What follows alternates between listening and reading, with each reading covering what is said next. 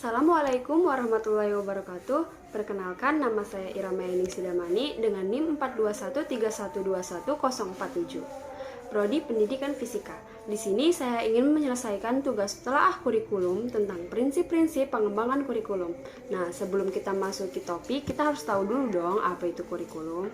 Kurikulum secara etimologis berasal dari bahasa Yunani, yaitu kurir yang berarti pelari dan kurar yang berarti tepat berpacu.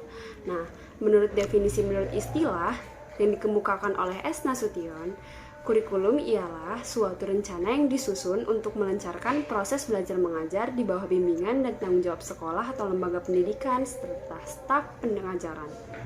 Sedangkan menurut Zainal Arifin, kurikulum merupakan salah satu alat untuk mencapai tujuan pendidikan sekaligus merupakan pedoman dalam pelaksanaan pembelajaran pada semua jenis dan jenjang pendidikan. Setelah kita mengetahui apa itu kurikulum, sekarang kita akan mengetahui apa itu pengembangan kurikulum. Menurut seorang ahli Umar Hamalik, dia mengatakan pengembangan kurikulum adalah sebagai perencanaan kesempatan-kesempatan belajar yang dimaksudkan untuk membawa siswa ke arah perubahan-perubahan yang diinginkan dan menilai sampai di mana perubahan-perubahan itu telah terjadi pada diri siswa. Nah, dari pendapat tersebut dapat kita simpulkan nih, pengembangan kurikulum itu adalah proses memaksimalkan pelaksanaan kurikulum dalam mencapai tujuan pembelajaran yang ditetapkan sebagaimana dalam kurikulum yang ditetapkan oleh pemerintah setelah dilaksanakan dalam waktu tertentu. Sekarang kita memasuki prinsip-prinsip pengembangan kurikulum. Sumber-sumbernya dari mana aja sih? Seorang ahli yaitu Peter F. Olivia mengemukakan prinsip perkembangan kurikulum itu dibagi 4. Yang pertama itu berasal dari data empiris atau empirical data. Yang kedua dari data hasil penelitian atau experimental data. Yang ketiga kisah rakyat atau folklore kurikulum. Yang keempat itu menyangkut tentang keyakinan masyarakat dan nilai-nilai dalamnya. Itu kisah rakyat ya. Kalau yang keempat itu tentang pemahaman bersama atau pengertian umum yang ada di dalam masyarakat atau common sense. Nah, di dalam sumber-sumber prinsip kurikulum ini ada seorang ahli lagi yaitu Sukma Dinata.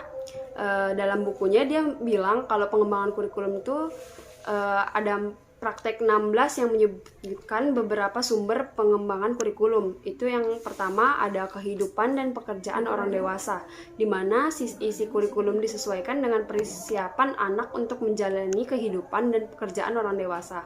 Yang kedua itu budaya masyarakat, termasuk di dalamnya itu semua disiplin ilmu yang ada di dalam yang ada sebagai pengetahuan ilmiah, nilai-nilai, perilaku, benda material, dan unsur kebudayaan lainnya. Yang ketiga itu ada anak, sebagai pusat atau sumber kegiatan pembelajaran. Yang keempat ada pengalaman penyusunan kurikulum. Yang kelima ada tata nilai di masyarakat, termasuk nilai-nilai apa saja yang akan diajarkan di sekolah atau dalam pelaksanaan kurikulum. Yang keenam itu ada kekuasaan sosial politik tertentu termasuk lembaga. Sekarang kita akan masuk pokok inti yaitu prinsip-prinsip pengembangan kurikulum. Ada nih seorang ahli yaitu Hamalik, sebagaimana yang dikutip oleh Syarifuddin dan Amiruddin menyebutkan ada 8 prinsip pengembangan kurikulum, yaitu prinsip berorientasi pada tujuan, relevansi, efisiensi, fleksibilitas, kontinuitas, keseimbangan, keterpaduan, dan mutu. Sedangkan nih ahli yang Sukma Dinata itu tadi membagikan dalam 2 kelompok, yaitu ada prinsip umum dan prinsip khusus. Prinsip umum yang menurut Sukma Dinata itu ada 5. Yang pertama itu prinsip relevansi. Di dalam prinsip relevansi ini harus memperhatikan aspek internal dan eksternal. Secara internal ini kurikulum memiliki relevansi antara komponen kurikulum yaitu tujuan, bahan, strategi, organisasi, dan evaluasi. Sedangkan secara eksternal ini memiliki komponen relevansi ini dengan tuntutan sains dan teknologi. Jadi, kalau menurut prinsip relevansi ini, dia dalam membuat kurikulum itu harus memperhatikan kebutuhan lingkungan masyarakat dan siswa di sekitarnya. Jadi, nantinya akan bermanfaat bagi siswa untuk berkompetensi di dunia kerja yang akan datang. Prinsip yang kedua menurut Sukma Dinata yaitu prinsip fleksibilitas. Apa sih fleksibilitas itu?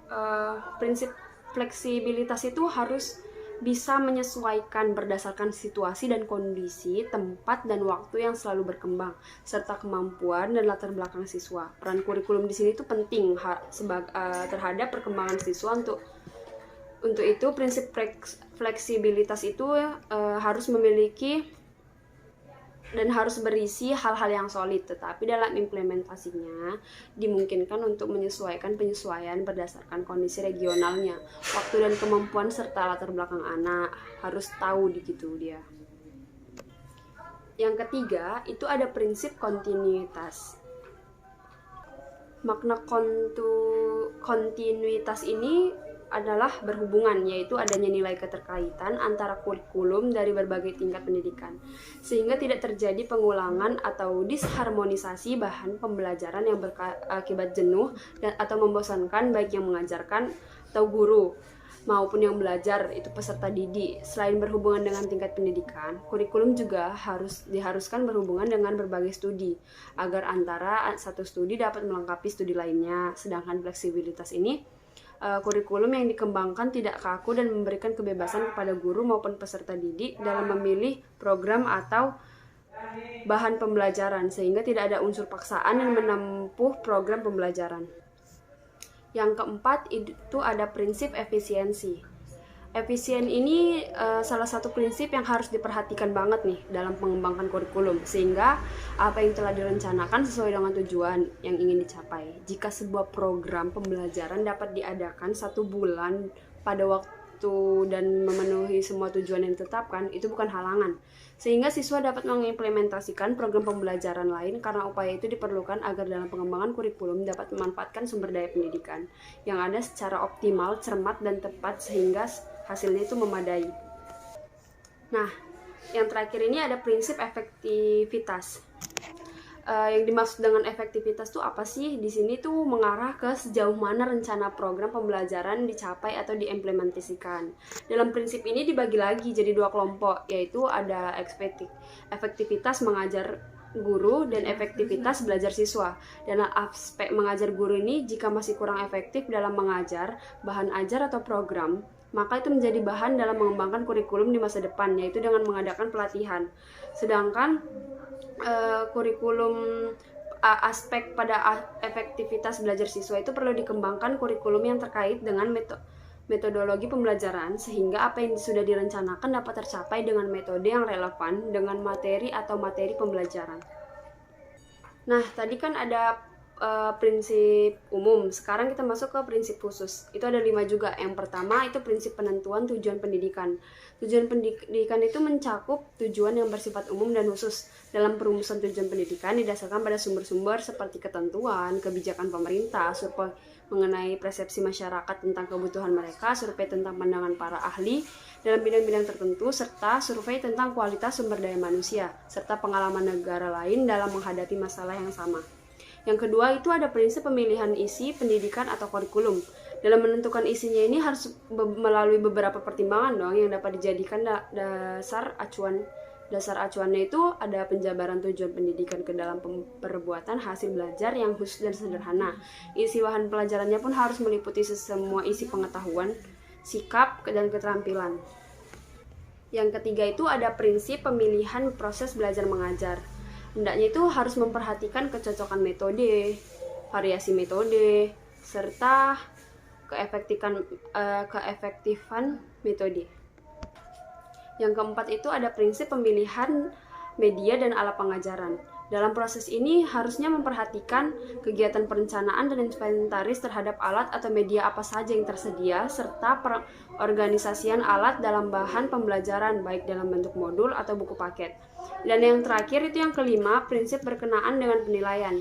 Penilaian itu kan proses akhir nih dalam kegiatan belajar mengajar. Jadi dalam proses ini setidaknya mencakup 3 hal besar, yaitu merencanakan alat penilaian, yang kedua menyusun alat penilaian, yang ketiga mengelola hasil penilaian.